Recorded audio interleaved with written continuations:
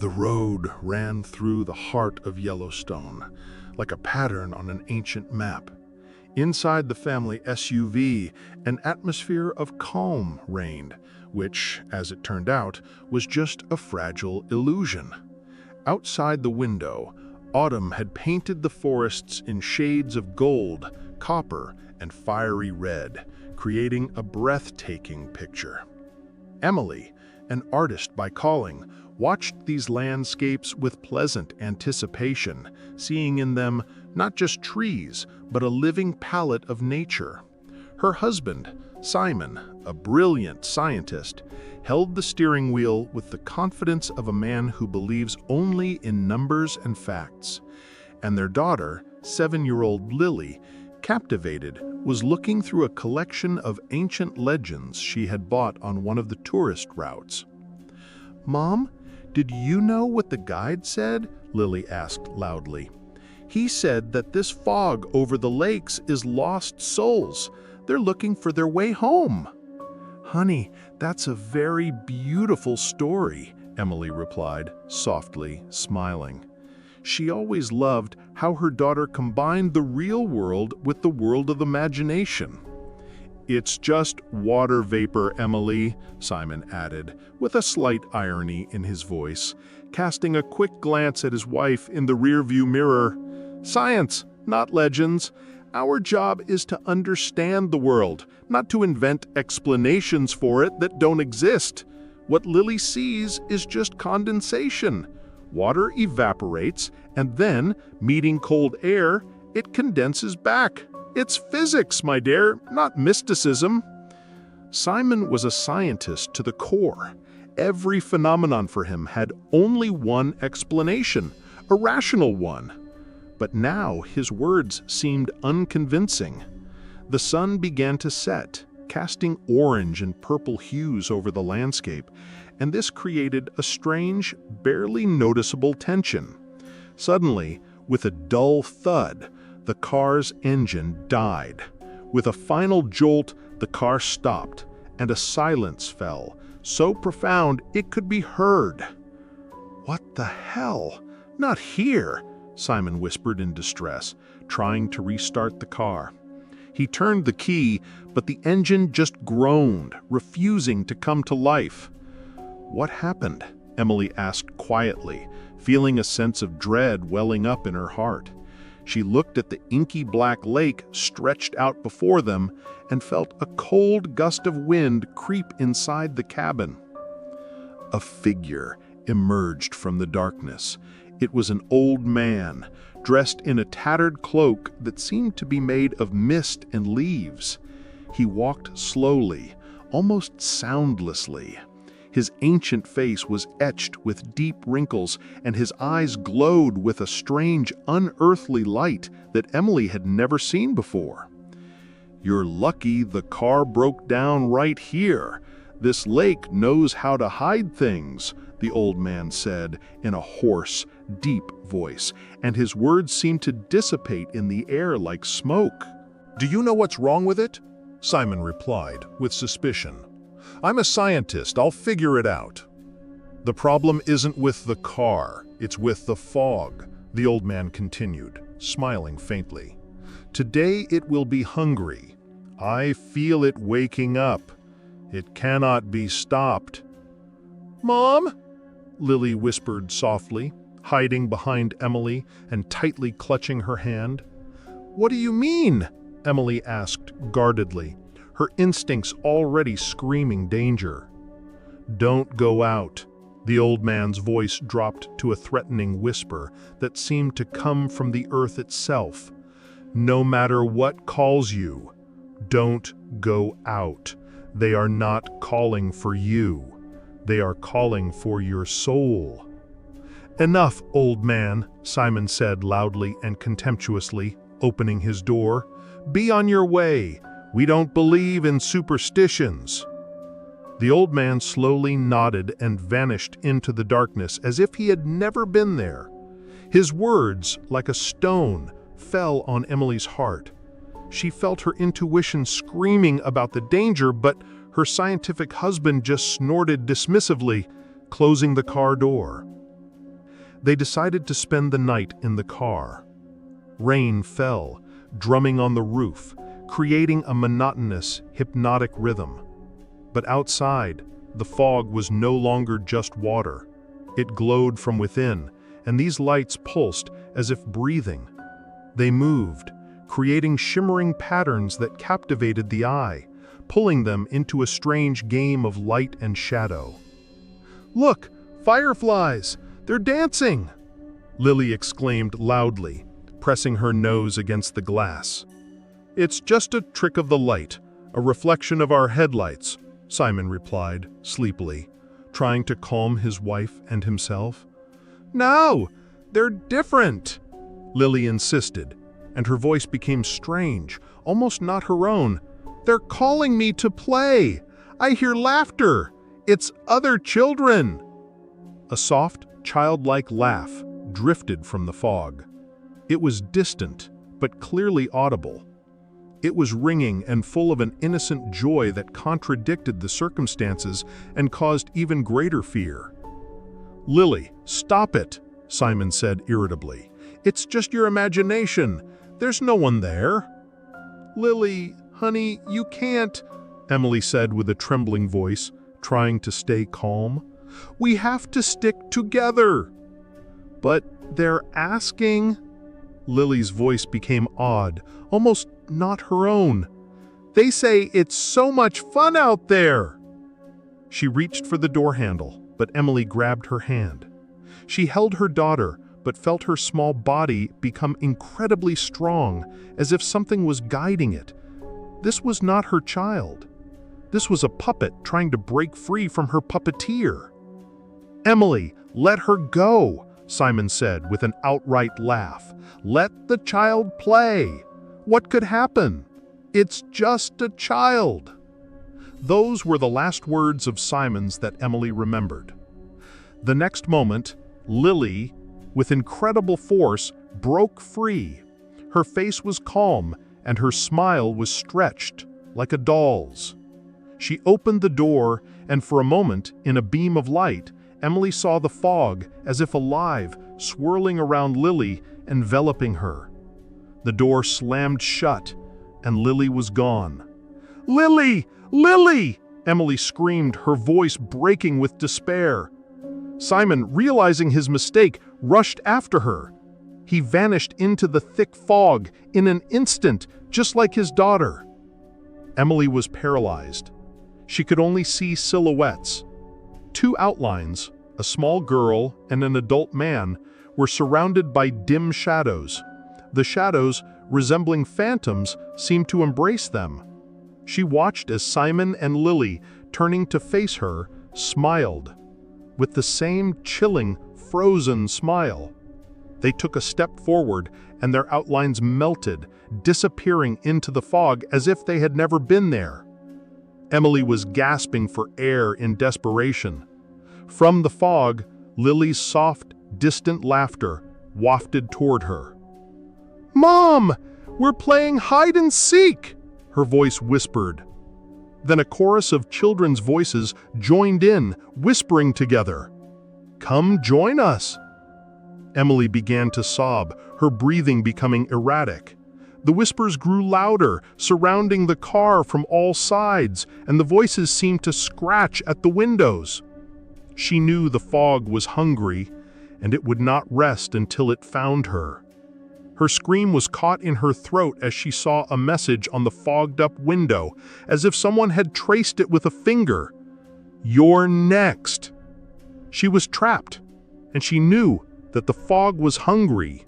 The dawn's rays barely pierced through the dense tree canopies, casting a pale, almost ghostly light onto the ground. The first person to see the car was a park ranger named Sam. He was driving his usual morning route, but something seemed strange. A lone SUV on the side of the road, completely covered in a thin layer that wasn't like dew. "That's weird," he mumbled to himself, stopping his pickup truck. As he approached, he saw that the car windows were fogged up from the inside, and there were no fingerprints on them. He reached for the door handle, but it was locked. Peering inside, he saw that the cabin was empty. On the passenger seat lay an open book of fairy tales. On the floor nearby was a crumpled children's blanket. Suddenly, his gaze fell on the window where Emily had seen the eerie message. He felt a chill run down his spine. The words, "You're next," weren't just written on the condensation. They were etched into the glass, as if carved from the inside with a sharp tool. Sam crouched down to get a better look. His gaze fell on the engine. The hood was closed, but through the vents he saw that the wires and metal parts of the engine had been replaced by strange dark green roots that writhed as if they were alive. Sam stepped back, feeling his hands tremble. He pulled out his radio and whispered into it. There's something strange here. I found a car. It's empty, and I don't know what happened." As he waited for a response, a quiet, distant child's laughter drifted from the forest. It was light and innocent, but to Sam, it sounded like the most terrifying scream he had ever heard. Lily's laughter, her voice, and the whispers, all gone. Only an empty, broken car remained, and the fog waiting for its next victim.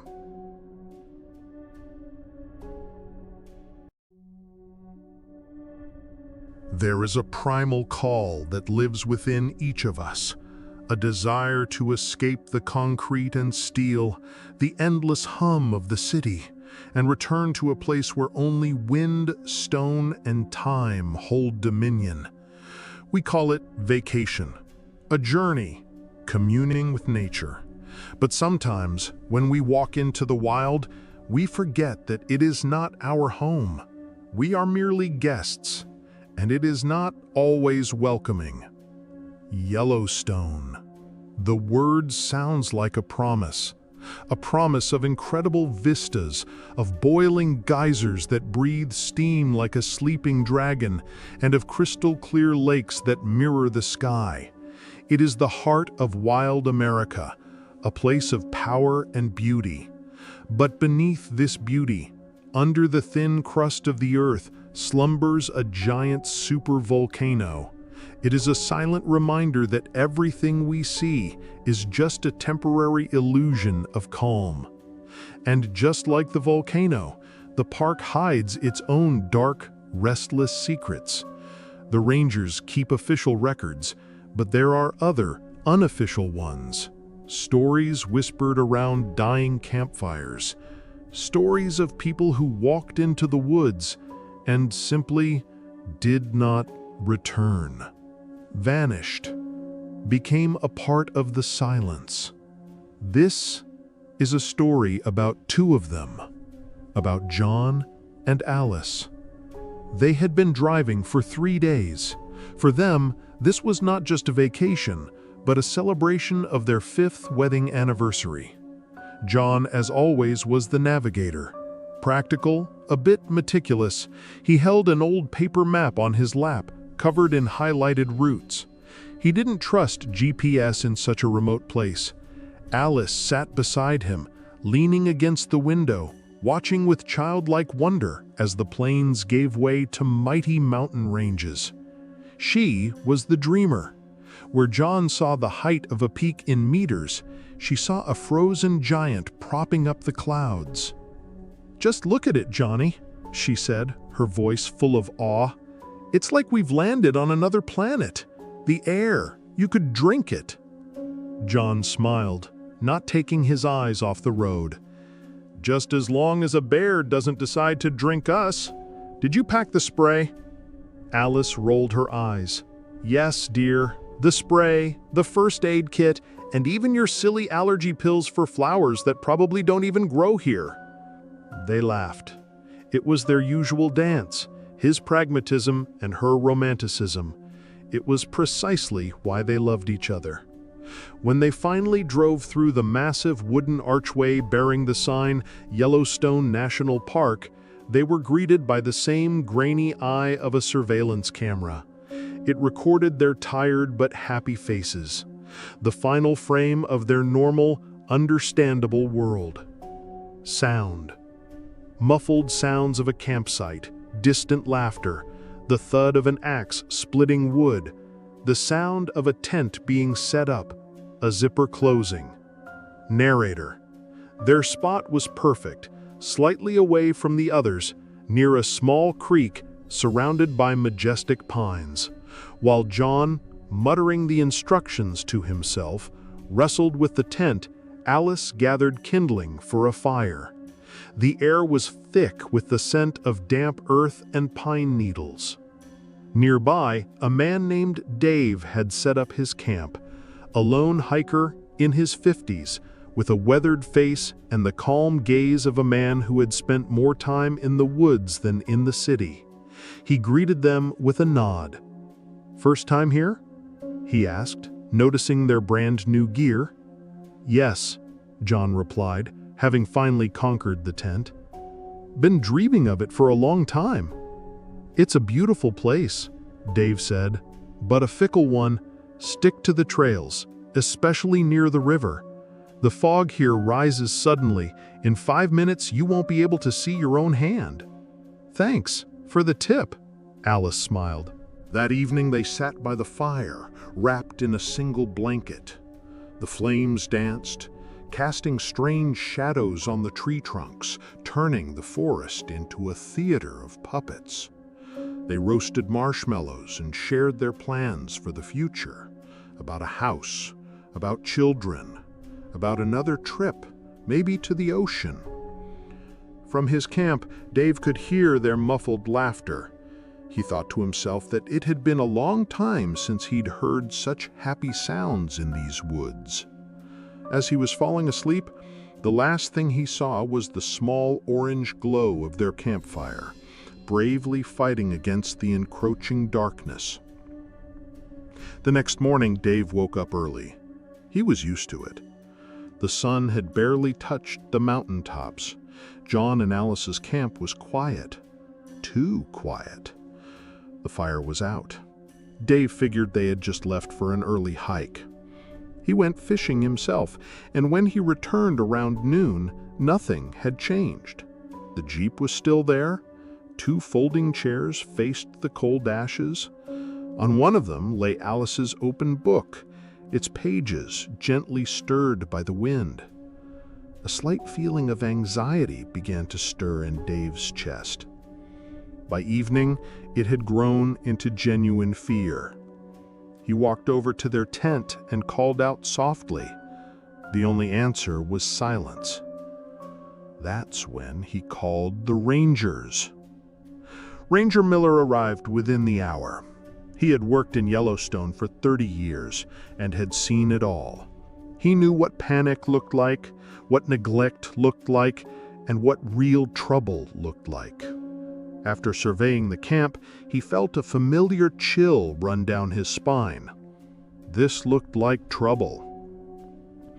Everything was in its place. Wallets, phones, car keys were in the tent. There were no signs of animals, no signs of a struggle.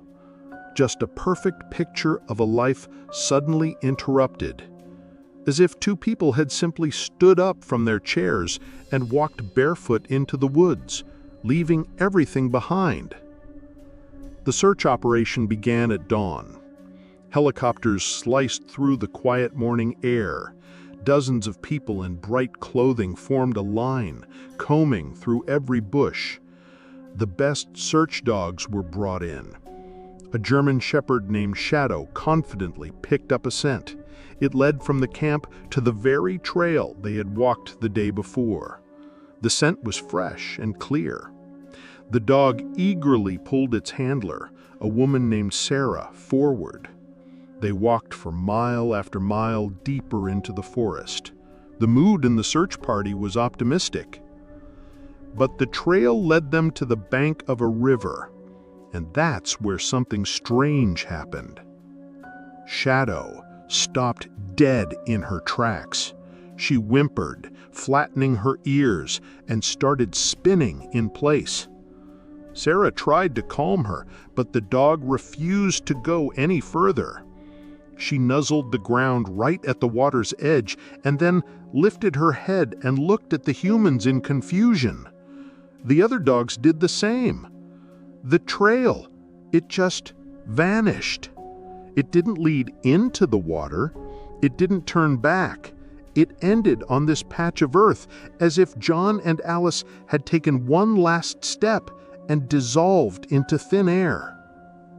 It was at that exact moment that the fog began to rise from the valley. At first, a light haze. It quickly thickened, turning into a dense white wall. It rolled across the water, crept over the land, swallowing trees, people, and sounds. Ranger Miller looked at the fog, and his face became stone. He remembered an old Native American legend about a soul eater, a spirit of the fog that comes to take those who are lost. He had always dismissed it as a fairy tale for tourists. But now, standing on the very spot where the trail of two people had vanished, watching the world disappear into a white void, he felt a true, metaphysical fear for the first time in his life. Weeks turned into a month. The search was called off.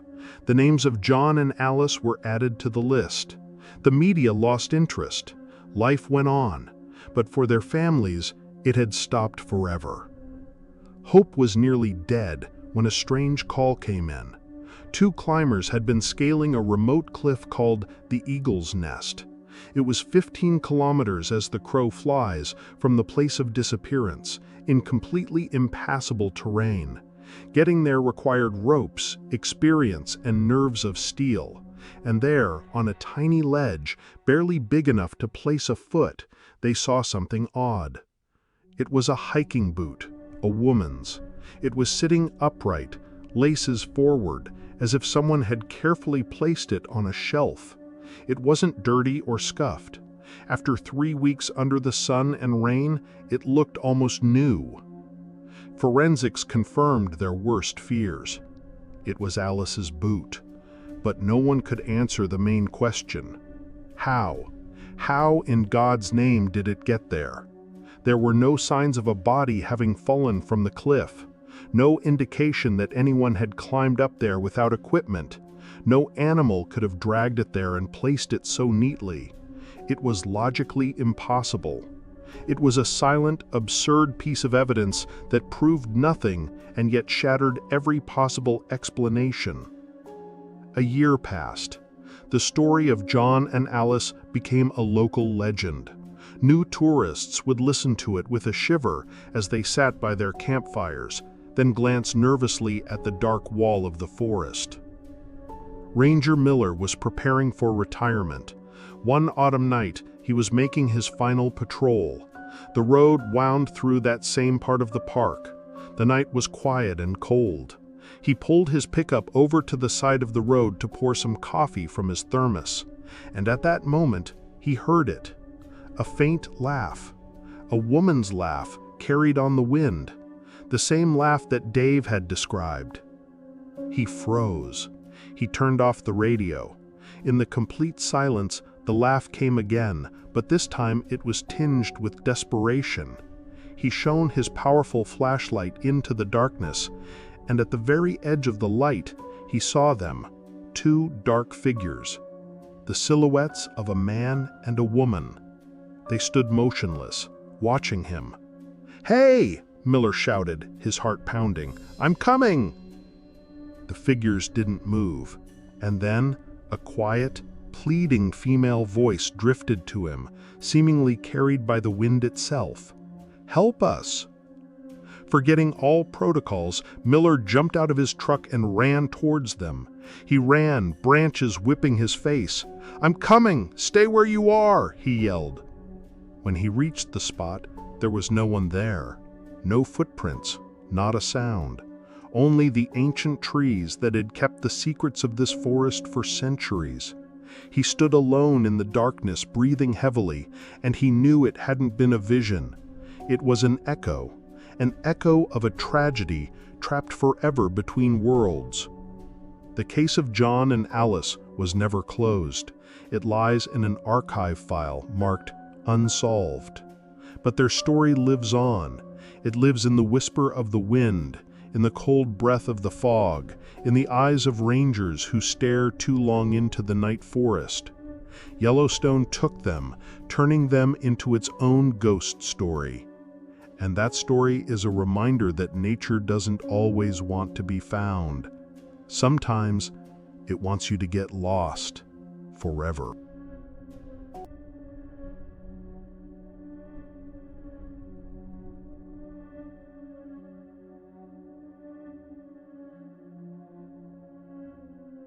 There are places that can captivate with their beauty, but there are also those whose magnificence conceals something dark and ancient.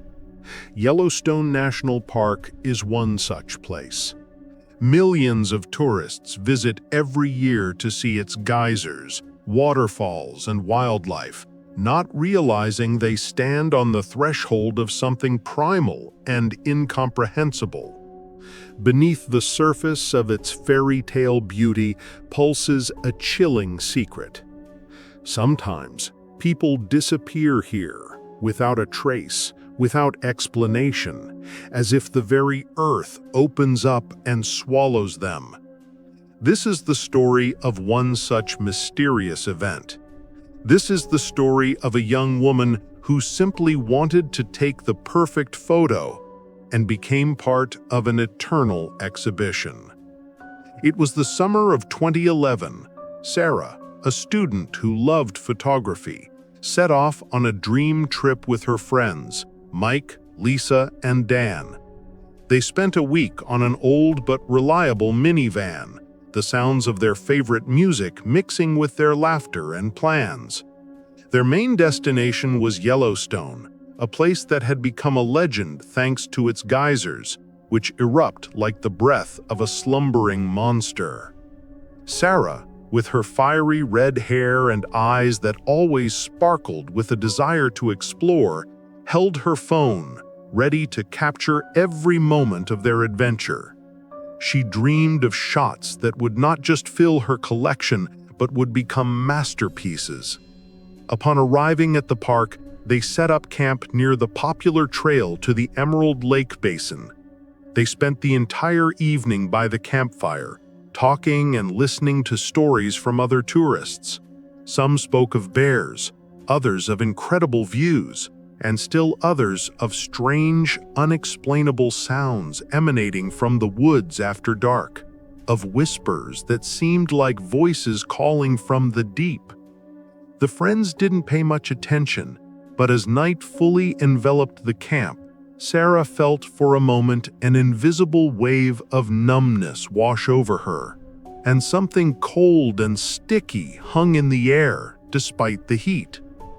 The next day, they decided to explore the part of the park leading to the hot springs. The dawn mist had not yet dissipated, giving the landscape a mystical quality.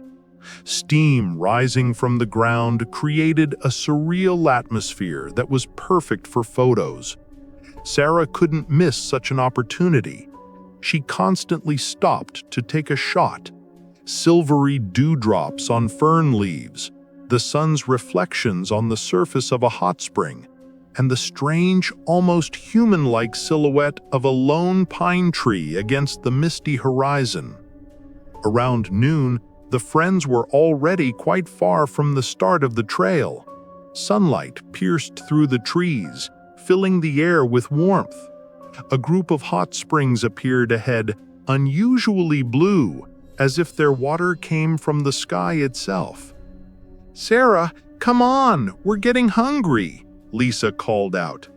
"Just one more shot. This view is incredible," Sarah replied, not taking her eyes off the lens. She lagged behind her friends by about 10 meters to find a better angle. She focused on the springs, and in the background, the forest accidentally appeared in the frame. Too engrossed in the process, she didn't notice that Mike, Dan, and Lisa had already disappeared around a bend. "Sarah, what's going on?" Lisa asked, turning back. The girl didn't answer. She just held her phone and stared at the screen. Her face was tense and her eyes were wide. She wasn't just looking at the photo. She seemed to be seeing something beyond the image itself. "Sarah, are you okay?" Mike asked this time, walking closer. The girl flinched, as if coming out of a deep trance. Her gaze was bewildered. I just took a picture," she said softly. "I think I see something strange in the background." The friends gathered around her with curiosity. On the phone screen was the photo, the steaming hot springs in the foreground and the forest on the horizon. But between the trees, a strange, blurry silhouette was visible. It didn't look like an animal.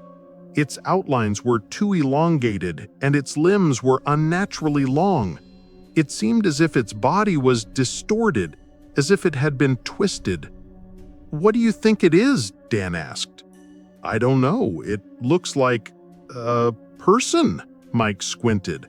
"But it's kind of blurry, as if it's been stretched out. It looks like it was captured in the middle of falling into a vortex." Lisa sighed, trying to stay calm. "It's probably just a camera glitch, Sarah. There's a lot of mist and steam here. It could have distorted the image. Come on, I'm getting cold. We still have time for lunch." Sarah just shook her head. She felt it was something else. She felt a strange, cold breeze, even though the air was hot. She felt she was being watched. She raised her phone again to take another picture, but Mike was already pulling her by the sleeve. "Come on, Sarah. You can look at it in detail later." The girl reluctantly followed her friends, constantly turning back. She didn't know why, but she felt she should stay in that very spot. When the friends were already around the bend in the trail, she fell behind. They kept moving forward, talking loudly, and didn't notice that Sarah had stopped. She turned to look once more at the spot where she took the picture, and then her heart nearly jumped out of her chest. Between the trees, where the blurry silhouette had been, stood a woman. Her clothes were old-fashioned, similar to those worn in the late 19th century, and her face was white and lifeless. But the most terrifying thing were her eyes, two black, empty voids that seemed to swallow the light. She wasn't moving. She was just standing and staring at Sarah. Sarah felt her heart freeze. She wanted to scream, but only a quiet rasp escaped her throat. She took a step back and ran. She ran faster than she ever had before, without looking down, ignoring the branches that scratched her arms. She felt that this creature was running after her. Its steps made no sound, but Sarah felt its presence. The air around her became thick, filled with an inexplicable energy. Sarah fell, hitting her knee on a rock, but she quickly got up and continued to run. She ran towards the place where they had left their minivan yesterday. She ran and ran until her lungs ached, and suddenly she realized she was lost. She didn't know where she was. The familiar trail had vanished. Now she was in a dense forest where the trees were too close to each other and the air had become too quiet. With fear in her eyes, she looked around. She saw her. The same woman.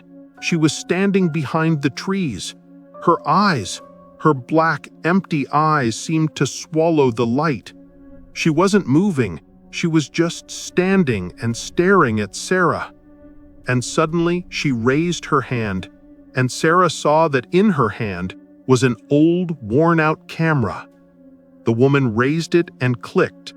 No sound, no flash, just a click. And at that very moment, Sarah felt something strong and invisible pull her by the arm. It wasn't just a pull, it was the sensation of her body becoming flat, like a sheet of paper being stretched and twisted into a vortex. She screamed, but her scream was not heard by anyone. She disappeared. A few minutes passed, and Sarah's friends finally noticed she was gone. "Mike, have you seen Sarah?" Lisa asked. "No, I thought she was following us," he replied. They turned back, calling her name. They walked the trail to the spot where she had taken the last photo, but she wasn't there. The friends started looking for her, but it was in vain. Her phone was off. Her belongings were scattered in different parts of the forest, as if someone had simply thrown them around. A search party arrived the next morning. Experienced rangers and volunteers scoured every part of the forest but found no trace.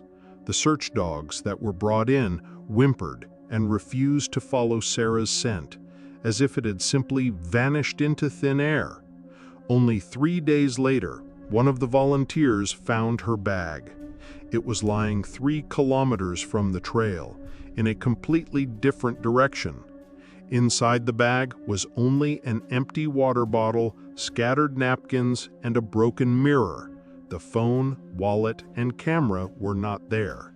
The rangers were surprised as the bag was located in a completely different direction from where she was last seen.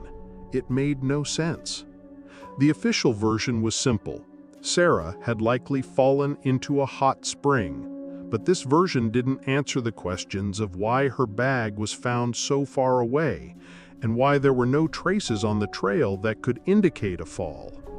Many years have passed. Mike, Lisa, and Dan still often think about Sarah. They say that sometimes, when they meet, they feel like they see her. She stands behind the trees, her face expressing sorrow, and in her hand she holds an old, worn-out phone. She seems to be silently taking pictures. They can't explain what it is. Is it just memories, or is it something else? The most chilling thing that happened after Sarah's disappearance is that her phone was never found. No one ever saw what was in that photograph she took.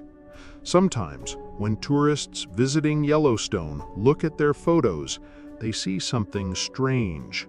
Blurry silhouettes, shadows that belong to no one, and the feeling that they are being watched. And if you look closely, you can see that in the depths of the forest, a lonely figure stands. Its eyes are empty, and in her hand, it holds something that glows.